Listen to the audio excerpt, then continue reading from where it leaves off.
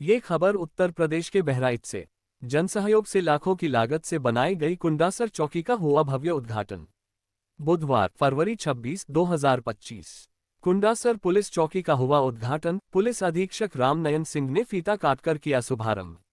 फखरपुर थाना क्षेत्र के फखरपुर के कुंडासर चौकी का शिवरात्रि के शुभ अवसर पर हुआ भव्य उद्घाटन। मुख्य अतिथि रहे एसपी बहराइच व विशिष्ट अतिथि रहे additional SP Ramanand Kushwaha. SO Fakharpur Rajesh Shukla द्वारा जन सहयोग से बनवाई गई भव्य चौकी का बुधवार शाम को उद्घाटन करने पहुंचे एसपी आर.एन. सिंह व एडिशनल एसपी रमानंद कुशवाहा को थाने के समस्त पुलिस अधिकारियों ने सलामी दी। तत्पश्चात मौके पर मौजूद एसओ व समाजसेवियों ने गुलदस्ता व अन्य वस्त्र देकर सम्मानित किया। पंडित जमुना प्रसाद पाठक, दुर्गेश मिश्रा व रोशन पाठक ने वैदिक मंत्रों से चौकी पर हवन पूजन करवाया। तत्पश्चात एसपी ने रिबन काटकर उद्घाटन किया। इस मौके पर एसओ ने आए हुए समस्त गणमान्य लोगों को धन्यवाद दिया। एसपी ने अपने संबोधन में चौकी के कार्य में तत्परता दिखाने वाले समस्त समाजसेवियों व थाना एसओ को जनसहयोग से बनाई गई चौकी के लिए आभार व्यक्त किया। आने वाले त्योहारों में आम जनमानस से आपसी सौहार्द बनाए रखने की अपील की। इस मौके पर पेशकार यादव, कृष्णानंद शुक्ला, बबलू शुक्ला, अंबिका वर्मा, लाडली प्रसाद वर्मा, पार्लियामेंट पीएम अनिल यादव, कैसरगंज समाजसेवी बकाउल्ला ग्राम प्रधान रियाज अहमद, रफीक अंसारी, फारूक खारजी अहमद, मु नसीम, श्याम सिंह वर्मा प्रधान, संघ अध्यक्ष भगवान दिन मिश्रा, मुकेश पाठक, हृदय राम, चौकी इंचार्ज शैलेंद्र शर्मा, एसआई के सिंह समेत तमाम लोग मौजूद रहे।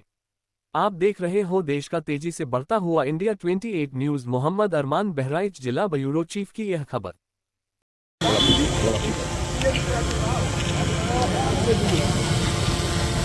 उद्घाटन के समय में सर के आगमन पर मैं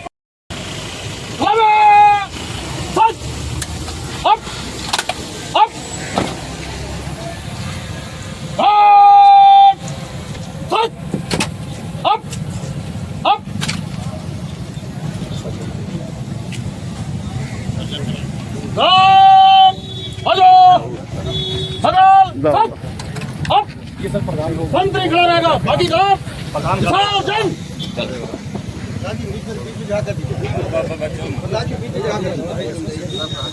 पीछे थोड़ा पीछे आ जाते, पीछे आइए आप लोग, पीछे आइए फोन लेके हम जाएंगे। सर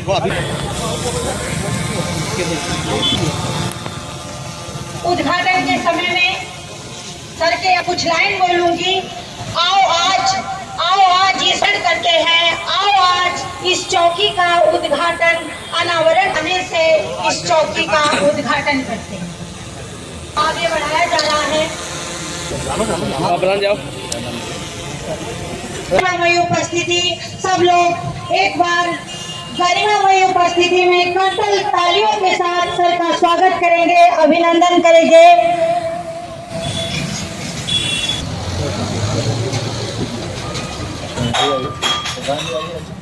आज सारे लोग आइए।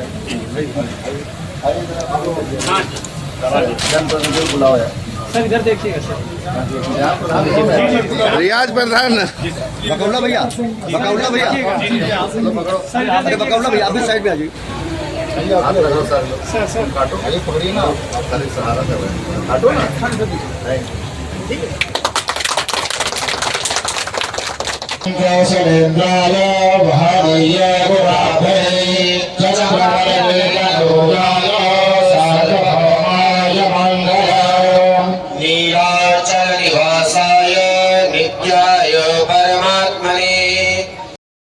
उससे भी पीछे छूट जाता है। परंतु एक चीज मैंने देखा है कि इस संसार में समस्त विषयों का समाधान सद्भाव से है, सहयोग से है और मित्रता से है। वास्तव में इस तरह का जो सामाजिक व्यवस्था है उसमें भारत का संविधान सर्वोपरि है। संविधान के अनुसार सबके साथ न्यायप्रिय तरीके से न्याय हो, कानून का राज्य कायम हो, साथ ही सामाजिक जो व्यवस्था है उसमें व्यवस्था बनी रहे। तो ये सभी मिलकर के कानून और व्यवस्था दो शब्द हैं, एक कानून है और दूसरी व्यवस्था है। कभी कभी व्यवस्था बनी रहे इसलिए कानून को खड़ा होना पड़ता है, और कभी कभी व्यवस्था बनी रहे इसलिए कानून को चलना पड़ता है। मैं आपको एक उदाहरण दूंगा, आप समझ जाएंगे कि कानून व्यवस्था कैसे बनती है। सपोज करिए कि आप हमारे पास आए, क्षेत्र में 144 लगी हुई है, किसी का जनाजा निकलना है, किसी का दाह संस्कार होना है। कानून में तो आदेश हो चुका है जो 5 लोग हैं उससे अधिक छटवा जाएगा तो विधि विरुद्ध होगा। परंतु जो हमारी सांस्कृतिक चेतना है, जो हमारा सामाजिक संस्कार है, काफी वालों को थोड़ा रोका जाए। तो इसके दृष्टि से देखा जाए तो किसी जनाजे में परिवार वालों का शामिल होना आवश्यक है, स्थानीय गांव वालों का शामिल होना आवश्यक है।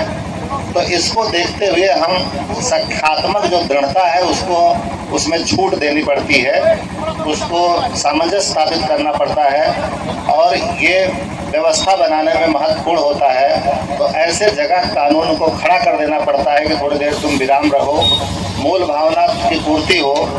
ये जो 144 लगाई गई उसका मकसद था सामाजिक व्यवस्था बनी रहे, शांति व्यवस्था बनी रहे।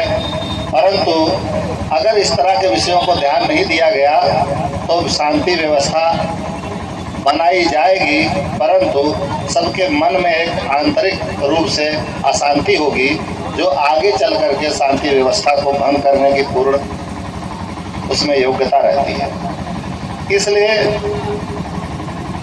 जो समझदार लोग हैं वो हमेशा देश काल परिस्थिति के अनुसार निर्णय लेते हैं, और उस देश काल परिस्थिति के अनुसार यदि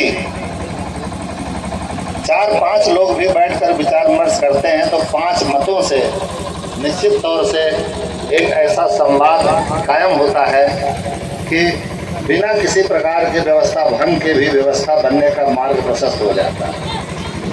ये बात मैंने इसलिए कहा कि खाली पुलिस समाज की व्यवस्था बनाने में सक्षम नहीं है, खाली पुलिस कानून का राज्य कायम करने में सक्षम नहीं है, खाली कानून सामाजिक व्यवस्था को स्थिर नहीं कर सकता है, शिक्षा व्यवस्था को अस्थायी नहीं कर सकता है, चिकित्सा व्यवस्था को अस्थायी नहीं कर सकता है, और सबसे बड़ी बात सामाजिक प्रेम और सद्भाव को कायम नहीं कर सकता है। उसकी खेती समाज में होगी, उसकी खेती परिवार में होगी, उसकी खेती हम जिस राष्ट्र में रह रहे हैं उस राष्ट्र में होगी। आपने देखा होगा जब यहाँ अंग्रेजी हुकूमत थी तो उस दौरान देश के आज़ादी की कितनी महती आवश्यकता महसूस हो गई कि किसान अपना किसानी कर सके, समान रूप से सामाजिक जो परंपराएं हैं उनका पालन हो सके, लोगों का विकास करने का अवसर हो, जाति की, धर्म की,